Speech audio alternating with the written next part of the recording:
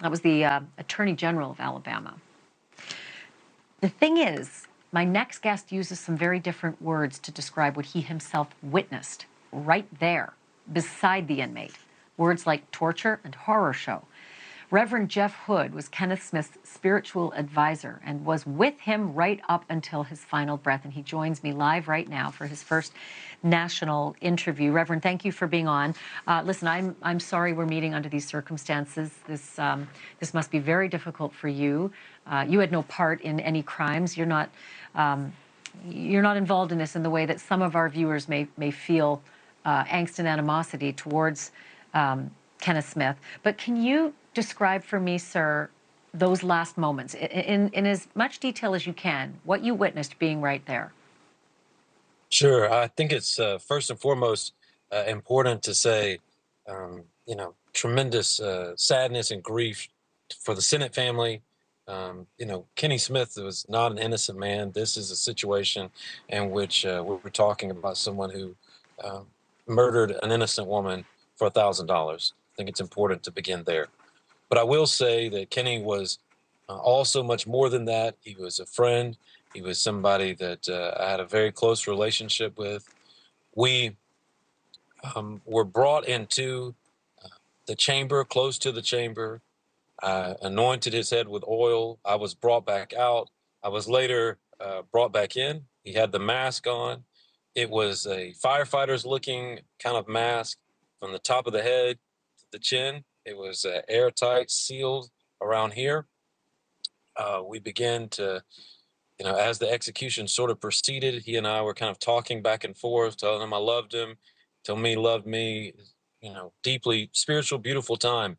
And when the nitrogen began to flow, he definitely sort of reacted. You could see his face reacting. And then his face started turning bluer and bluer and bluer. And after minutes, he began to convulse back and forth, back and forth. There were attachments from the back of the mask to the gurney. So every time he proceeded back and forth, the face mask was right here, and he kept hitting his face against the face mask over, and over again. And it was almost like his face was planting firmly against that glass or the plastic of the mask, and it was absolutely horrific. Slowly, he began to spit mucus, perhaps vomit, came out of his mouth. It landed on the mask, the plate, and you could see it drizzling down as I was standing there. He convulsed for minutes and minutes and minutes. It was absolutely one of the most horrifying things I've ever seen. Last year, I've escorted. Kenny is the fifth guy that I've escorted to the execution chamber. 4 guys last year. In fact, I was with Casey McWhorter in November, which was the last lethal injection execution in Alabama. And there is no doubt that this was horrific. It was unexpected. Every person in the room was visibly surprised. The Cynthia Stewart Riley, who is the director of male prisons in Alabama, she had on women's dress shoes, and she kept tapping her feet out of nervousness. It was as if there was a tap dancer in the execution chamber. I heard it over and over and over again. There were tears coming down my face, and I can't believe in a nation in which we pride ourselves on human rights to have witnessed something like that. And I also would like to say that when I hear the commissioner and Attorney General Marshall say the things that they said, that this was textbook, that this was normal, and those types of things, these men are lying.